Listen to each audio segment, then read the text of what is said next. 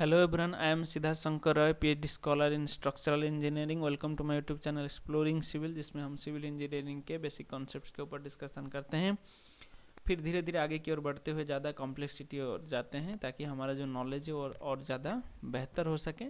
तो चलिए, आज का जो वीडियो है आप हेडिंग से इसको समझ ही चुके होंगे। आज का जो टॉपिक है वो लामिस थ्योरम के ऊपर है। ठीक है, सो मैंने एक आसान सा प्रूफ किया हुआ है इस थ्योरम का, फिर एक बहुत ही सिंपल सा एग्जांपल से इसका जो प्रैक्टिकल एप्लीकेशन है इस थ्योरम का, मैंने उसके ऊपर भी इस वीडियो में डिस्कशन किया हुआ है। सो शुरू से आखिर तक वीडियो जरूर देखिए, आपको इसका कॉन्सेप्ट बिल्कुल क्लियर हो जाएगा। तो चलिए शुरू करते हैं स्टेटमेंट से।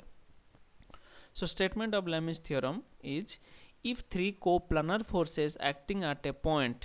कोप्लानर क्या हो गया, आप जानते ही हो। फोर्स अगर एक ही प्लेन के ऊपर हो, जितने भी फोर्स आप एक प्लेन के ऊपर कंसीडर कर रहे हो सारे के सारे कोप्लानर हो जाएंगे। इसके ऊपर भी जो classification of system of force के ऊपर मैंने ऑलरेडी वीडियो बनाए हुए हैं, आप चाहें तो देख सकते हो, इसी चैनल के ऊपर है। ठीक है, मैं अंत में इसका वीडियो क्लिक बेट डाल दूंगा। ठीक है, एंड स्क्रीन के तहत। चलिए, if three coplanar forces acting at a point be in equilibrium then each force is proportional to the sine of the angle between the other two. मतलब क्या हो गया, अगर तीन कोप्लानर फोर्सेस एक पॉइंट के ऊपर एक्ट कर रहे हैं तो जो भी फोर्स आप लोगे उसके अपोजिट वाले एंगल का साइन ले लोगे तो वो प्रोपोर्शनेट होंगे आपस में। मतलब क्या है इसका, ये मैथमेटिकल एक्सप्रेशन इसका देख लीजिए, इससे आपको समझ में आ जाएगा। ये तीन फोर्सेस है P Q and R. So इसके बीच में ये angle alpha beta and gamma के रूप में है। So P divide by opposite angle इसका क्या है, पी का। क्यू एंड आर के बीच में जो भी एंगल है alpha, so sine of alpha, P divide by sine of alpha is equal to Q. Q मतलब क्यू हो गया, फिर अपोजिट एंगल क्या है इसका, beta, so Q divide by sine beta is equal to R. R हो गया ये, इसका अपोजिट क्या है, gamma, so sine of gamma. ये तीनों प्रोपोर्शनेट होंगे या फिर सेम होंगे यहाँ पे। ठीक हो गया, ये हो गया आपका mathematical expression of the Lami's theorem. So ये इसको प्रूव करते हैं, फिर ये कैसे हुआ है यहाँ पे डिस्कशन कर लेते हैं प्रूफ में। Consider P Q R be the three coplanar forces and the opposite angles be. आपका पी का क्या हो गया, अल्फा, फिर क्यू का बीटा एंड आर का गामा। ठीक है, alpha beta and gamma respectively. Then complete the parallelogram O A B C B. ये पहले वाला से हम पहले से हमें पता है कि ये जो तीनों फोर्सेस हैं पी क्यू एंड आर एक पॉइंट पे एक्ट कर रहे हैं। फिर यहाँ से हमें क्या करना है, एक लाइन ड्रॉ करना है ऐसे, जिससे डायग्राम में आपको दिखाया गया है ब्लू लाइंस। ठीक है, आप ड्रॉ कर लीजिए, कंप्लीट कर लीजिए पैरेललोग्राम ओ ए सी बी। ठीक है, we know that resultant of P Q का रिजल्टेंट क्या होगा, पहले ही मैंने ऑलरेडी वीडियो डाला हुआ है पैरेललोग्राम लॉ के ऊपर फोर्स का। ठीक है, पहले उसे देख लीजिए। उसके हिसाब से क्या होगा, अगर टू फोर्सेस आप रिप्रेजेंट कर रहे हो टू एडजेसेंट साइड के रूप में पैरेललोग्राम का, तो फिर जो आपका कॉर्नर हो गया उसका, ठीक है, सो डायगोनल उसका रिजल्टेंट हो जाएगा। तो यहाँ पे क्या होगा, we know that the resultant of P Q be the diagonal of the parallelogram. So यहाँ पे कौन सा होगा, ये वाला, ये जो ब्लू लाइन है ये वाला, इसका रिजल्टेंट हो जाएगा। पर क्या होगा, but in opposite direction of R. R यहाँ इधर जा रहा है, तो इसके अपोजिट डायरेक्शन में जाएगा। ठीक है, इस तरह ये पैरेललोग्राम लॉ के हिसाब से हो रहा है। आप चाहो तो पहले वो वीडियो देख सकते हो।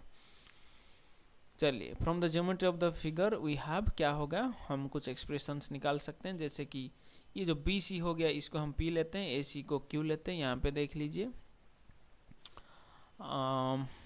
ये P हो गया, ये पैरेललोग्राम है, मतलब ये सेम होंगे, फिर ये सेम ही होंगे। सो यहाँ पे BC को मैं P ले सकता हूँ, AC को मैं Q लिख सकता हूँ। So this also can be written as Q, this also can be written as P because this is parallelogram, so this sides are opposite sides are same. AOC जो हो गया, AOC कौन सा वाला, AOC, ये किसके साथ सेम होगा, BCO के साथ, क्योंकि ये आप जानते हुए सिंपल जियोमेट्री का रूल है। अगर दो पैरेलल लाइंस के बीच में ये वाला खिंचाव है, तो ये इनर एंगल्स सेम होंगे। ठीक है, ये बहुत ही आसान है, आप जानते होंगे। सो इसको हम इसके साथ इक्वेट कर सकते हैं किसके साथ, BCO के साथ। पर इसका मैग्नीट्यूड हम क्या लेंगे, 180 माइनस बेटा। बेटा क्यों, देखिए ये जो एंगल हमें चाहिए ना, सो ये अगर स्ट्रेट लाइन हो गया, ये C से लेके R तक, सो ये टोटल स्ट्रेट लाइन 180 होता है। सो यहाँ से अगर हम बीटा को माइनस कर दें या फिर डिडक्ट कर दें, फिर जितना बचता है वो होता है AOC एंगल। ठीक है, चलिए आप समझ पा रहे होंगे, जो कि आपका BCO होगा। ठीक है, सेम उसी तरह से BOC जो एंगल है वो होगा ACO। देख लीजिए आप पहले वाले डायग्राम में, BOC जो हो गया मतलब ये ACO होगा, ये इसके साथ सेम होगा। ठीक है, चलिए एंड फाइनली CAO एंगल जो हो गया आपका, CAO कौन सा हो रहा है, देखिए CAO ये वाला एंगल। ठीक है, ये वाला जो एंगल है ये हो जाएगा 180 माइनस AOC प्लस ACO। क्यों, क्योंकि इस ट्रायंगल में 3 साइड्स हैं, AOC, ACO एंड CAO। ठीक है, अगर मैं इस एंगल को निकालना चाहूँ तो 180 से इन दोनों को डिडक्ट करना होगा, तो वही तो यहाँ पे किया गया है सेम। ठीक है, चलिए सो यहाँ पे क्या हो गया, 180 माइनस इनका वैल्यूज हमने पहले से निकाला हुआ है। यहाँ पे देखिए AOC का कितना है, 180 माइनस बेटा, सो 180 माइनस बेटा। फिर ACO का क्या है, ये हो गया देखिए AOC यहाँ पे, सॉरी ACO, सो इसका 180 माइनस अल्फा है। सो यहाँ पे पुट कर दीजिए वैल्यू 180 प्लस 180 माइनस अल्फा। ठीक है, सो ये दोनों जो एंगल्स होगा, अच्छा ये बीच में ये गलती से माइनस लिख दिया है मैंने, ये प्लस होगा, पॉजिटिव होगा। ठीक है, सो यहाँ पे आपको क्या मिल रहा है, देखिए अल्फा प्लस बीटा माइनस 180 मिल जाएगा। इस एक्सप्रेशन को अगर आप सॉल्व कर लो तो ये आएगा। बट क्या होता है, अल्फा बीटा एंड गामा जो है यहाँ पे देखिए, अल्फा बीटा गामा ये मिलके एक सर्कल बना रहे हैं ना, कंप्लीट हो रहे हैं, मतलब ये 360 होंगे, 360 डिग्रीज। तो ये 360 डिग्रीज होते हैं, तो यहाँ पे 360 हो गए। सो हमें पता है कि alpha plus beta plus gamma, अच्छा दोनों साइड से 180 डिडक्ट कर देते हैं, लेफ्ट राइट साइड से। ठीक है, इससे 180 इससे 180 डिडक्ट कर देते हैं। So alpha plus beta plus gamma minus 180, 360 minus 180, तो क्या बचता है, देखिए ये जो वैल्यू यहाँ से हमें मिला था अल्फा प्लस बीटा माइनस 180, हम यहाँ पे रिप्लेस कर देते हैं, सिर्फ बच जाएगा प्लस गामा। सो ये जो एंगल है ये कौन सा वाला एंगल है, ये CAO है एंगल, यहाँ से हमने निकाला था CAO एंगल। सो इस जगह पे मैं यहाँ पे CAO लिख सकता हूँ, फिर बचता है मेरा क्या, पॉजिटिव गामा। सो यहाँ पे आ गया। ठीक है, इज इक्वल टू यहाँ पे 360 से 180 चला जाता है तो बचता है 180। ठीक है, फाइनली क्या है, CAO हम लिख सकते हैं 180 माइनस गामा के रूप में। ठीक है, ये आता है हमारा फाइनल एक्सप्रेशन। चलिए फिर एक और रूल लगेगा यहाँ पे, according to sine rule. Sine rule एक होता है ना ट्रायंगल का, आप जानते होंगे। सो वो तो एक डिफरेंट मैटर है। तो साइन रूल के हिसाब से क्या होता है, जो भी आपका साइड आप लेते हो उसके ऑपोजिट वाला एंगल का साइन उसके साथ प्रोपोर्शनेट होता है, डिवाइड कर दो फिर ये हो जाएगा। ठीक है, मतलब ये जो एक्सप्रेशन है ये कहाँ से आया, देखिए OA। ठीक है, मतलब मैं ले रहा हूँ यहाँ पे angle OA, sorry side OA। सो ये डिवाइड होगा कौन सा वाला एंगल, ये वाला एंगल ACO डिवाइड होगा नीचे, साइन ऑफ ACO। ठीक है, यहाँ पे देखिए हुआ है।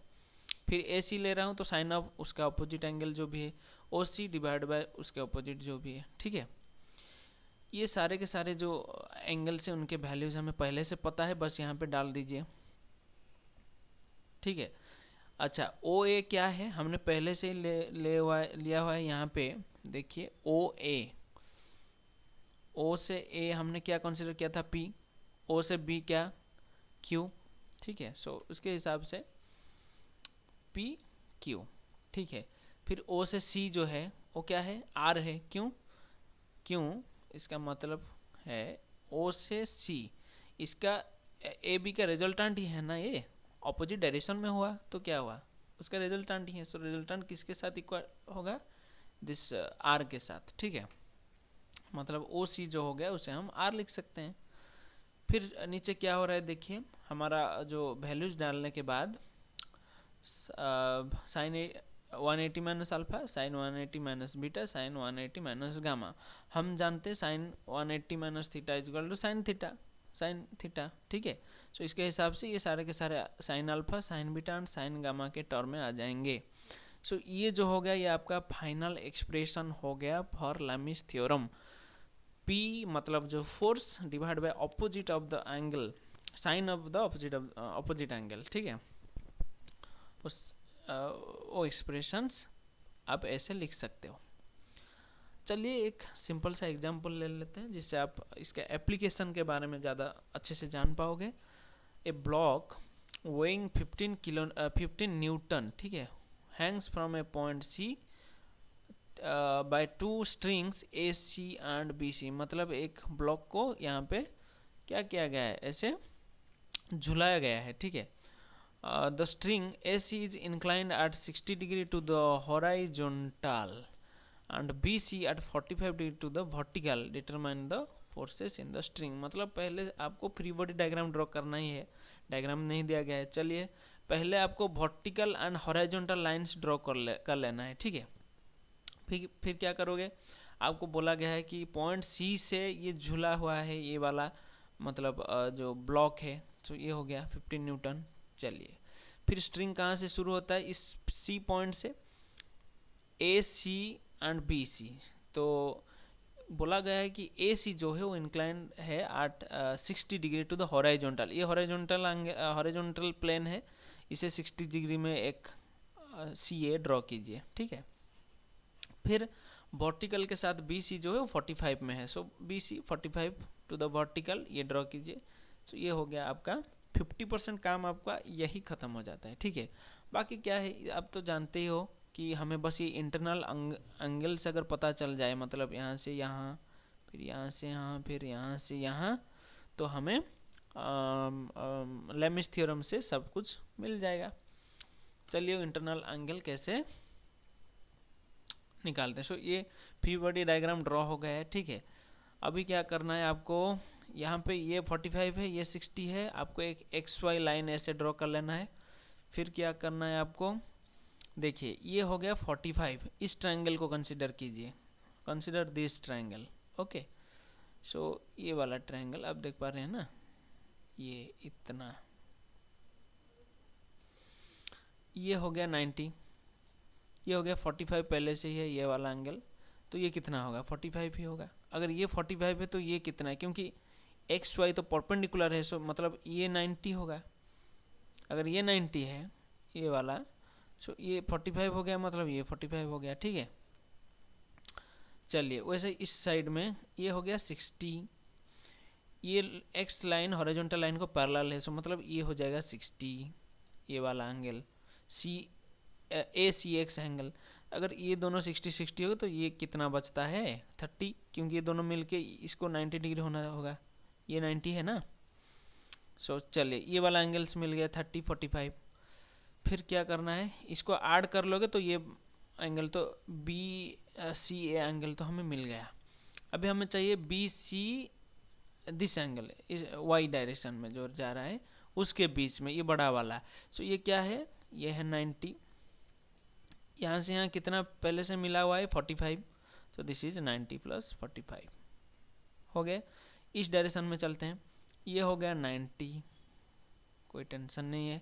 फिर यहाँ से यहाँ 60 पहले से हमने बोला हुआ, क्योंकि ये तो दो पैरेलल लाइन के बीच में एंगल है ना। सो ये 60, अगर ये 60 है तो ये भी 60 होगा।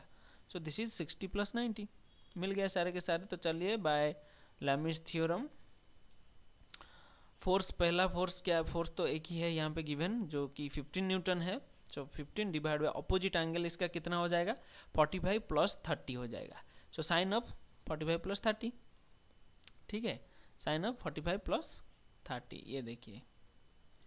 फिर कौन सा सी बी ले लेते हैं, ये अननोन है, यहाँ पे फोर्स हमें चाहिए, जो अननोन ले लेते हैं सी बी। उसका अपोजिट एंगल कौन सा है, 60 + 90 है, so sine of 60 + 90 is equal to C A divide by उसके अपोजिट में है 45 + 90 angle, so sine of 45 + 90। So इसमें से आप आराम से निकाल सकते हो सी ए सी बी। ठीक है, ये हो गया। आप कैलकुलेटर मार के इसको चेक करके देख लो। आशा करता हूँ वीडियो अच्छा लगा होगा, आप अच्छे से लैमिस थ्योरम का कॉन्सेप्ट एंड इसका एप्लीकेशन जो है वो समझ पा गए होंगे। आशा करता हूँ आप इसके बाद आपको कोई डाउट नहीं रहेगा, अच्छा करोगे अगर एग्जाम्स में आए, क्योंकि ये सेमिस्टर्स कॉम्पिटिटिव के लिए बहुत ज़्यादा इंपॉर्टेंट है। सो वीडियो को लाइक, चैनल को सब्सक्राइब एंड वीडियो को शेयर ज़रूर कीजिए। Thank you.